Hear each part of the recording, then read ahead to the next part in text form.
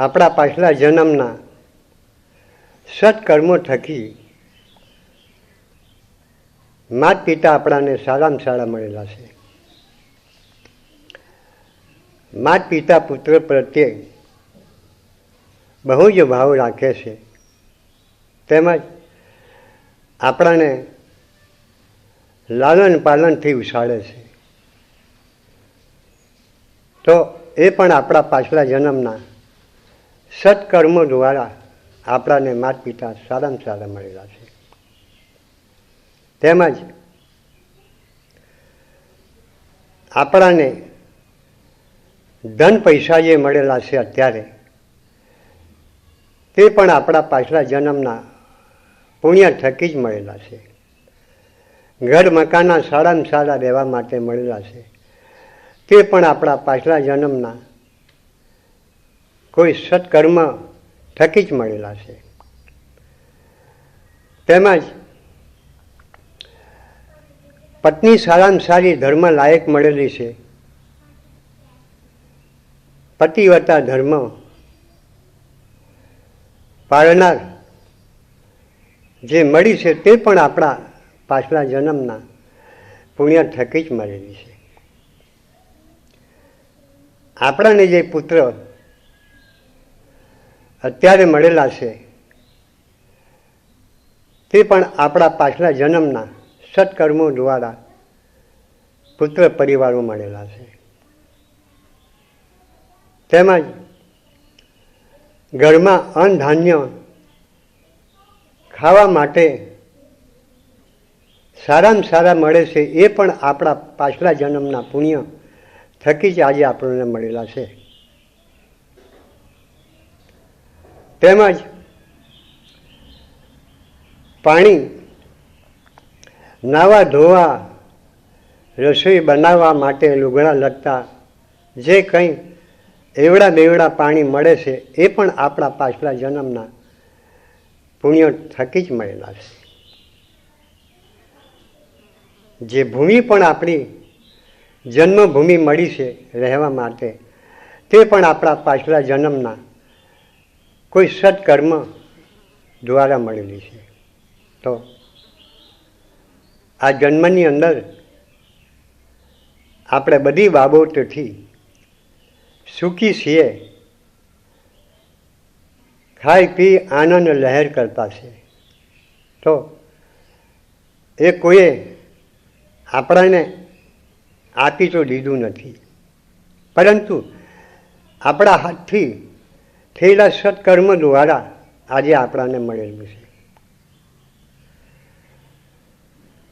તો હવે પછી આ જન્મ પછી ફરી જન્મ લેશું આગળ. તો અત્યારે જે સુખ ભોગવે તે પાછલા જન્મના પુણ્ય થકી, સત્કર્મ થકી. તો હવે પછી જે જન્મ લઈશું તે જન્મ મેં સુખી આપણે થશું, સુખ ભોગવશું. સારી ભૂમિ મળશે, અન્ન ધાન્ય મળશે, પૈસો ટકો મળશે, ઘર મકાના મળશે, પુત્ર નારી પરિવાર સારા મળશે. તો એ આજના કર્મ પણ થવા જોઈએ.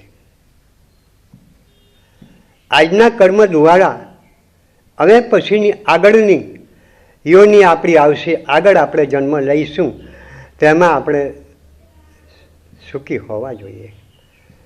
કારણ કે અત્યારે આપણે સુખી છે તો કેટલા આનંદ મગ્ન થઈ જઈએ છે.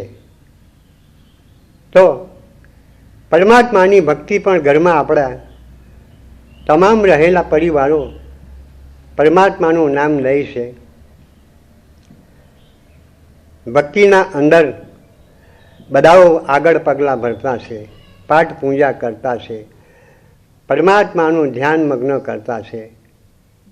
તો અત્યારે જે કંઈ અત્યારે આપણે કરી રહ્યા છે તે પાછલા જન્મના પુણ્ય થકી, સત્કર્મ થકી આ બધું આપણને મળી આવેલું છે. તો અત્યારે આપણે હવે પછીના જન્મની અંદર સુખી થવા જોઈએ અને આવું જે કંઈ સુખ આપણને મળવું જોઈએ તે અત્યારે કર્મ કરવું પડશે. અત્યારે આપણી પાસે બધી સંપત્તિ મળી આવી છે તે પાછલા જન્મના સત્કર્મ દ્વારા મળેલી છે. તો અત્યારે પણ સત્કર્મ કરવું પડશે, પુણ્ય કરવું પડશે. તો હવે પછીના આગળના જન્મની અંદર આવું બધું જોવા મળશે. તો અવશ્ય એમ ગણવા જાય તો આ જન્મની અંદર જે કરીશું તે આગળ આપણને મળશે. તો અત્યારે આપણે કરવું જરૂરી છે, કારણ કે જે કંઈ મળેલું છે અત્યારે અને જે કંઈ સુખ છે તે કોઈએ સુખ આપ્યું નથી, અને જે કંઈ મળેલું છે તે કોઈએ આપણને આપ્યું નથી. એ તો આપણાના પોતાના સત્કર્મ પુણ્ય થકી આજે આપણને મળેલું છે, અને તે થકી પરમાત્માની ભક્તિમાં તરવોળ બનેલા છે. તો સારામાં સારા પાછલા જન્મને આપણે કંઈક કર્મો કરેલા છે, એ કર્મો દ્વારા આજે આપણે લીલા લહેર કરતા છે. તો હવે પછી લીલા લહેર કરવા માટે મારો ઉપદેશ એ છે કે આ જન્મની અંદર થોડું પુણ્યદાન કરવું પડશે, સત્કર્મ કરવા પડશે. તો આવી ભૂમિ મળશે, અન્ન મળશે, પાણી મળશે, ધન પૈસા મળશે, ઘર મકાના મળશે. તો આજનું કર્મ હવે પછી સુખી થવા માટે આજનું કર્મ કરવું પડશે. આ મારો સત ઉપદેશ છે. કર્યા વિના કોઈને મળતું નથી, કરેલું ફોકટ જતું નથી, અને કરવું પડશે સૌને. આ જન્મની અંદર કોઈ કશું કોઈને આપી શકતો નથી. તો આપણું પોતાનું મળે આપણાને પોતે, તેનાથી જ આપણે સુખી છીએ. તો હવે પછીના જન્મની અંદર મારી નમ્ર વિનંતી છે કે હવે પછીના જન્મની અંદર લીલા લહેર કરવું હોય, સુખી થવું હોય તો આજે સત્કર્મ કરજો. ભલે થોડામાંથી થોડું પણ આજે સત્કર્મ કરવું પડશે, અને પરમાત્માનું નામ સ્મરણ ધ્યાન કરવું પડશે. આ ધાર્મિક મહિનો શ્રાવણ ભગવાન શિવની પૂજા કરવાનો મળેલો છે, એની અંદર થોડા સત્કર્મ જય પરમાત્માના શિવાલયની પૂજા કરજો, બીલીપત્ર ચડાવજો. સરસ મોકો, સરસ સમય. આ સમય ફરી પાછો નથી મળતો. તો આ જન્મની અંદર સત્કર્મ કરતા રહેજો અને કરજો, કરાવજો, એ મારી નમ્ર વિનંતી છે. સદગુરુ દેવ કી જય.